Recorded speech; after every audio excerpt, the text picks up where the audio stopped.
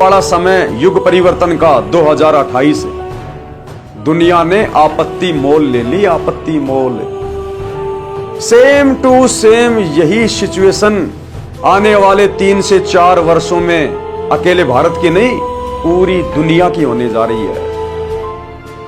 जो तांडव आप लोगों ने आज से पहले कभी नहीं देखा होगा अब आपको देखने को मिलेगा।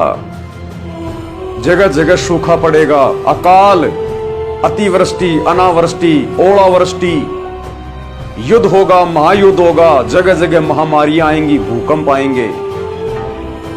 दुनिया पूरी तरह से संकट की गोद में आएगी। संकट की गोद में लोग सोच नहीं पाएंगे ये हो क्या गया, अचानक से देश दुनिया को क्या हो गया। लेकिन उसका कारण क्या होगा? सन 2014 बरवाला कांड। परम संत जो हिसार की जेल में बैठे हुए हैं, संतों के साथ में बदतमीजी, संतों के साथ में ऐसा दुर्व्यवहार प्रशासन का, जनता का। आने वाले समय में ये जनता नाक रगड़ रगड़ के अपनी इन गलतियों के लिए माफी मांगेगी। कैसे इनको ज्ञान हुआ और पहले ये चौधरी जीता जाट जी कितनी बड़ी गफलत में जी रहे थे, और जब इनको संत का सत्संग सुनने को मिला उसके बाद इनका जीवन परिवर्तित हो गया, इनका हृदय परिवर्तित हो गया। गांव खेकड़ा, जिला बागपत, उत्तर प्रदेश में लगभग 275 वर्ष पहले एक जीता राम जाट था। 900 बीघा जमीन थी, गांव का नंबरदार था, सबसे धनी तथा पंचायती आदमी था, सत्य का पक्ष लेता था, झूठ को महत्व नहीं देता था। उसी गांव खेकड़ा में एक संत घीसादास जी उस समय में सत्संग किया करते थे। यानी परमात्मा कबीर जी ही भिन्न भिन्न रूप धारण करके अपनी आत्माओं को सत्संग देने के लिए, ज्ञान समझाने के लिए यहाँ पर आते रहते हैं। तो जो घीसा संत जी थे वे चमार जाति में आए हुए थे। उस समय छुआछात चरम पर थी। संत घीसादास जी को परमेश्वर कबीर जी लगभग 7-8 वर्ष की आयु में जंगल में मिले थे। उनको यथार्थ ज्ञान तथा दीक्षा देकर अंतर ध्यान हो गए थे। बड़े होकर संत श्री घीसादास जी सत्संग करने लगे। आसपास के व्यक्ति सत्संग सुनकर दीक्षा लेकर संकट मुक्त होने लगे। दिन में अपने निर्वाह के लिए कार्य करते तथा रात्रि में सत्संग सुनते थे। महीने में 2 दिन सत्संग करते थे। रात्रि के सत्संग में स्त्रियां पुरुष दोनों जाते थे। गांव में चर्चा चलने लगी कि रात्रि में स्त्रियों का जाना उचित नहीं है, कुछ भी अप्रिय घटना हो सकती है, इसलिए सत्संग को बंद कर दिया जाए। गांव खेकड़ा की पंचायत हुई। पंचायत में सत्संग बंद कराने का निर्णय लिया और यह संदेश स्वयं पंचायत का प्रमुख चौधरी जीताराम जी को कहा गया। चौधरी जीताराम जी संत घीसाराम जी के घर गए। उस दिन सत्संग चल रहा था। गांव की पंचायत के फैसले की चर्चा पूरे गांव में हो चुकी थी। जब चौधरी जीताराम जी पहुंचे तो सत्संग श्रोताओं को लगा कि चौधरी साहब जाट दिमाग के हैं, संत जी से झगड़ा करेंगे।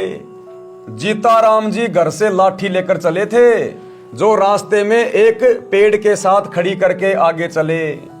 विचार आया कि भगत कोई झगड़ा थोड़े ही करते हैं, अच्छी सभा में लाठी लेकर जाना पंचायती को शोभा नहीं देता। सत्संग चल रहा था। चौधरी साहब ने विचार किया कि कुछ इसकी बात सुनता हूं, फिर कह सुन लूंगा। यानी वो जीताराम चौधरी संत घीसा जी के सत्संग में ये सोचकर बैठ गया कि पहले इनका सत्संग सुन लेता हूं, क्या सत्संग करते हैं ये, बाद में निपटूंगा इनसे, ये कहकर पीछे की तरफ बैठ गया। सत्संग में वही ज्ञान बताया गया जो आप जी हरलाल जी के प्रकरण में पढ़कर आए हैं। चौधरी साहब तो भावुक हो गए, आंखों से आंसुओं की धारा बह चली। उठकर संत घीसा जी के चरणों में सिर रख दिया और कहा कि हे गुरुदेव, मुझ अपराधी को मारो चाहे छोड़ो, गलती बहुत बड़ी कर दी है। क्या गलती कर दी? कि आप जैसे महापुरुष के प्रति मन में दोष पैदा करके, आपके साथ में लड़ाई झगड़ा करने के मकसद से, आपके साथ में मार पिटाई करने के मकसद से मैं नीच यहां पर आया हूं। मैं तुच्छ जीव सत्संग बंद करने का आदेश लेकर आया हूं। क्षमा करो प्रभु, आप दिल खोलकर सत्संग करो, कोई नहीं रोकेगा। संत गीसा जी ने कहा कि चौधरी साहब, जो काम करने आए थे वो कीजिए। जीता जाट फिर रोने लगा और बोला, क्षमा करो, मुझे दीक्षा दो। चौधरी जीताराम जाट जी भगत बन गए। स्वयं भी रात्रि में सत्संग सुनने लगा। गांव खेकड़ा के घर घर में चौधरी साहब जीतराम जाट की संत गीसाराम जी की शरण में जाने की निंदा होने लगी कि भैया चौधरी को भेजा था संत गीसा जी का सत्संग बंद करवाने के लिए, और वो तो उसका चेला बन के बैठ गया। तो संत जीता जी की निंदा होने लगी पूरे गांव में कि काहे का चौधरी है, काहे का पंचायती है। कहने लगे संत गीसाराम शेवड़ा है, जादू जंत्र जानता है, गांव के चौधरी पर तांत्रिक क्रिया करके अपने वश कर लिया है, सम्मोहन जंत्र मंत्र जानता है। चौधरी जीताराम जी के घर वाले लड़के तथा भाई चाचा ताऊ सब जीताराम जाट तथा गीसाराम संत के विरोधी हो गए। गांव वाले चौधरी जीताराम से कहने लगे कि चौधरी साहब, बुढ़ापे में यानी वृद्ध अवस्था में आप भी बिगड़ गए। चौधरी जीताराम जी को आध्यात्मिक घाम मार गया था, यानी बात उनके समझ में आ गई थी, यानी ज्ञान का प्रबल प्रभाव हो गया था। वह कहते थे कि हे गांव वालों, मेरे तो भाग्य जाग गए जो मैं भगत बन गया और आपकी नजर में बिगड़ गया। भगवान करे मेरे की तरह तुम सारे बिगड़ जाओ, यानी तुम सारे परमात्मा के सत्संग में आ जाओ। इस प्रकार से तो बिगड़ना भी अच्छा है। जिस सत्संग में आत्मा का कल्याण हो, जीवन जीने का तरीका पता चल जाए, मकसद पता चल जाए, जिसको तुम बिगड़ना कहते हो, ये बिगड़ना तो मुझे बहुत पहले ही चाहिए था, लेकिन मेरा दुर्भाग्य कि मैं पहले नहीं बिगड़ पाया। बिना बिगड़े काम नहीं चलेगा। कुछ दिनों के पश्चात गांव की पंचायत हुई और संत गीसा दास जी तथा भगत जीताराम दास जी को गांव छोड़ने का फरमान सुना दिया। दोनों गुरु शिष्य तुरंत गांव छोड़कर दूर स्थान पर एक गांव में सत्संग करके जनता को समझाने लगे। बहुत से व्यक्ति अनुयायी हो गए।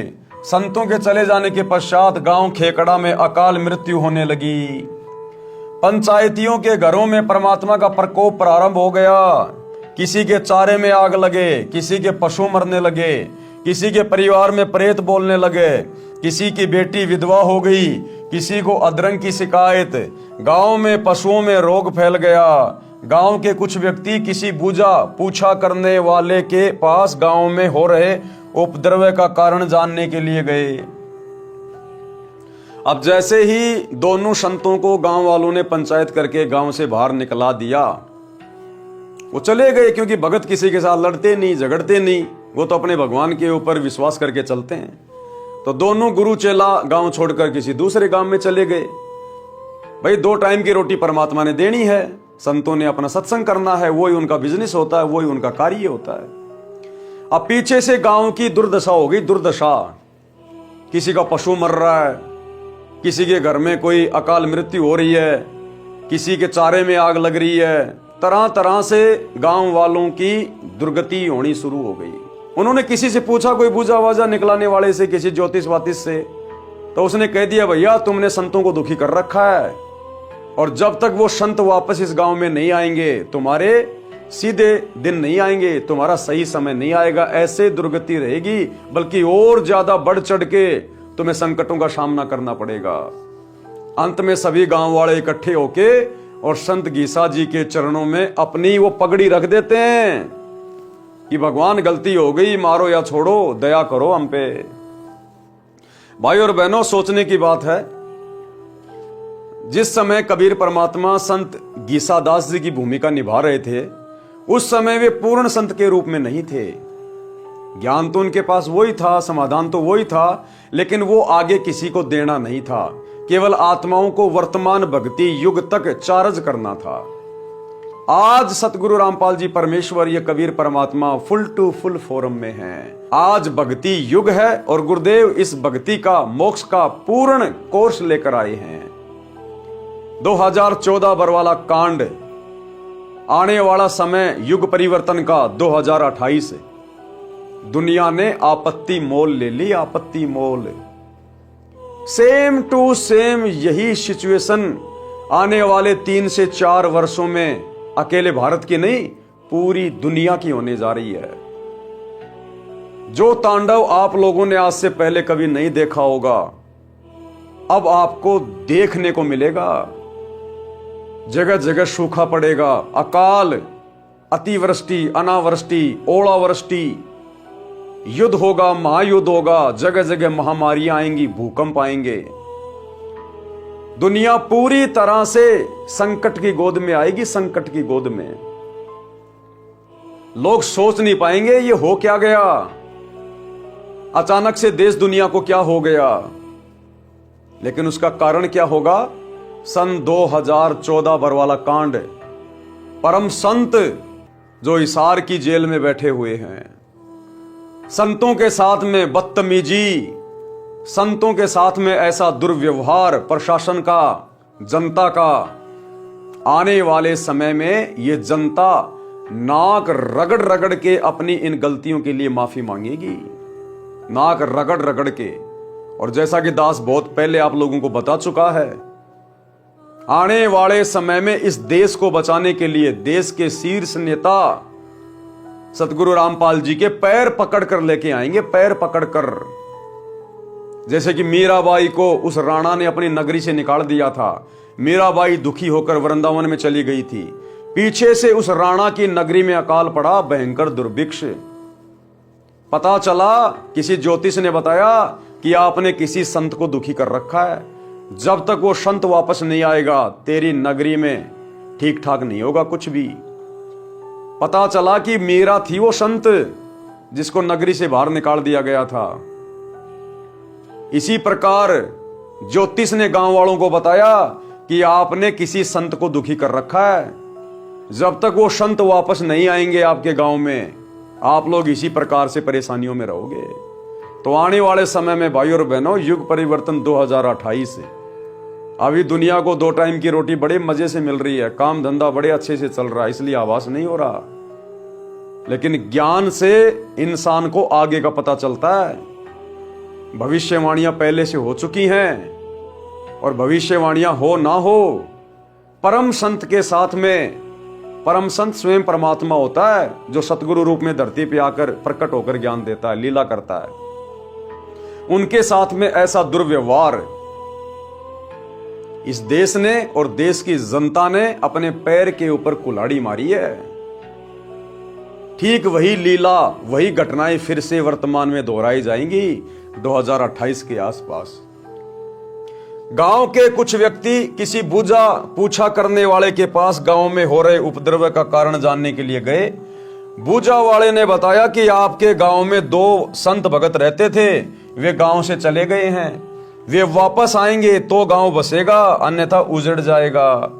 उन व्यक्तियों ने गांव में आकर पंचायत करके सब बात बताई। गांव के गणमान्य व्यक्ति संत भगत को वापस लाने के लिए उस गांव में गए। भगत जीता दास ने गुरुजी गीसा दास जी से कहा कि लगता है गुरुदेव यहां से भी निकलवाने गांव वाले आ गए हैं, देखो वे आ रहे हैं। संत गीसा दास जी बोले, रख लो चद्दर कंधे पर, चलते बनेंगे।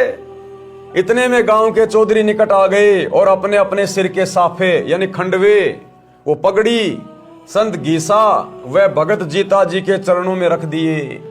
सब लोग बोले, महाराज जी गलती क्षमा करो, आपके आने के पश्चात गांव उजड़ने लग रहा है, बचाया जाए तो बचा लो, नहीं तो हम भी यहीं आपके पास ही रहेंगे।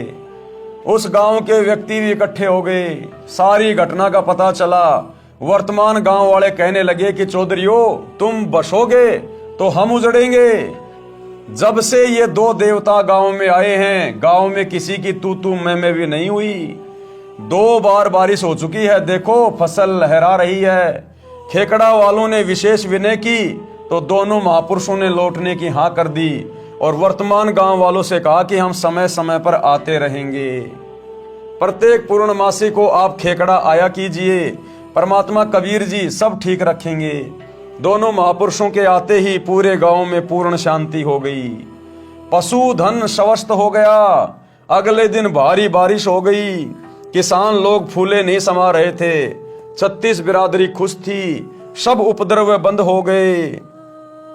आज तक उस गांव में संत घीसा दास जी तथा भगत जीता दास जी के नाम के मेले लगते हैं। संत गरीबदास जी ने कहा है कि गरीब जिस मंडल साधु नहीं, नदी नहीं गुंजार, तज हंसा वो देसड़ा जहां यम की मोटी मार। अर्थात जिस क्षेत्र में महात्मा गुरुजन नहीं होते और नदी आसपास न बह रही हो, हे भगत उस देश को त्याग दे, वहां काल की भयंकर प्रताड़ना है। लेकिन भाई और बहनों, हम जितने भी भगत भाई बहन हैं जहां जहां भी रह रहे हैं, यदि हमारे आसपास कोई नदी वगैरह नहीं है, यदि आसपास में कोई संत नहीं है, तो हमने डरने की जरूरत नहीं है। हमने उस जगह को छोड़ने की या त्यागने की जरूरत नहीं है। आज तो हम खुद भगत हो गए। आज तो गुरुदेव ने हमारे को खुद को संत बना दिया। यहाँ के आचार्य शंकराचार्य मुल्ला मौलवी से तो लाख गुना अच्छे भक्ति मार्ग में आप और हम हैं। हमारे कारण आने वाले समय में दुनिया को राहत मिलेगी, दुनिया को फायदा मिलेगा। और नदी वदी की जरूरत नहीं है। आजकल जमीन खोद के ट्यूबवेल वगैरह लगा के आजकल पानी निकालने के बहुत सारे स्रोत हैं। और भगत यदि रेगिस्तान में बैठ के भी सत भक्ति करेगा, परमात्मा वहां भी बारिश से ढेर लगा देगा पानी का। इसलिए आप और हम भक्तों ने ऐसी कोई चिंता करने की आवश्यकता नहीं है। इसलिए हे पाठक जनों, जब भी जिस आयु में सतगुरु मिल जाए भक्ति प्रारंभ कर देना। संत गरीबदास जी ने कहा है कि गरीब चली गई सो जान दे, ले रहती को राख।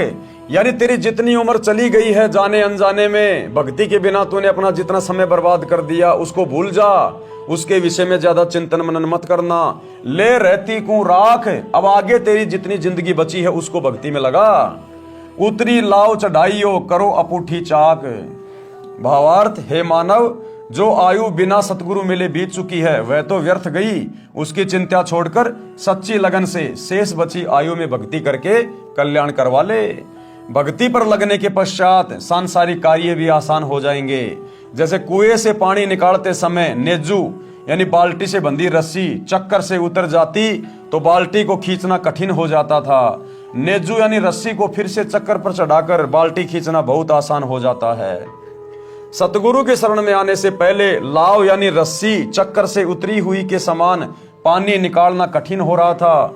उसी प्रकार सब कार्य कठिनता से बन रहे थे। भक्ति शुरू करते ही कार्य आसानी से बनने लगे।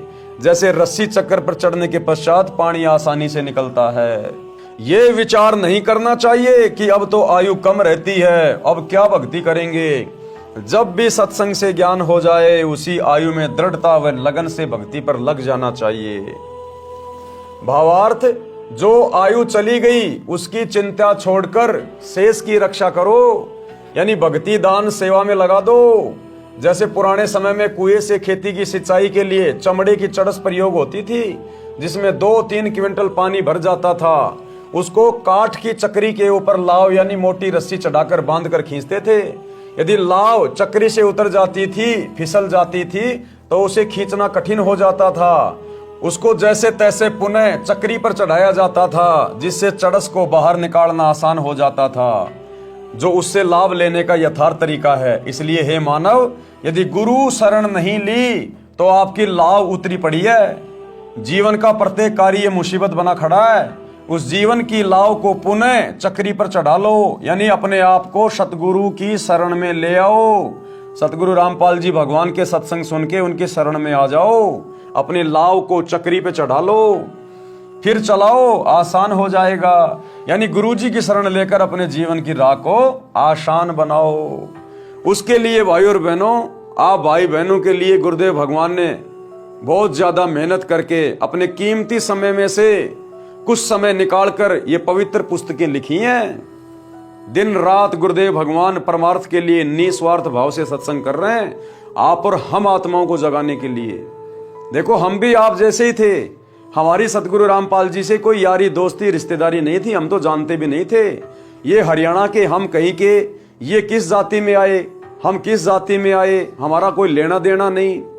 लेकिन हमने भी इनके सत्संग सुने, मोबाइल पे, टीवी पे, पुस्तकें पढ़ी, तो पता चला कि हम तो अपना जीवन बर्बाद कर रहे हैं बिना सतगुरु की सच्ची भक्ति के। और हम तुरंत ज्ञान को समझकर गुरुदेव की शरण में आ गए।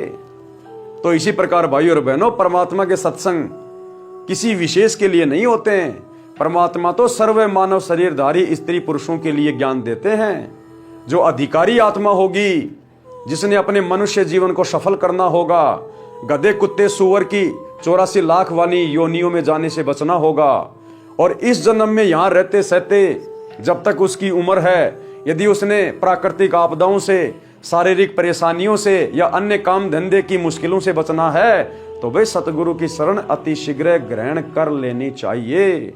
अन्यथा आने वाला समय युग परिवर्तन का है, वैसे भी बहुत बुरी बीतने वाली है।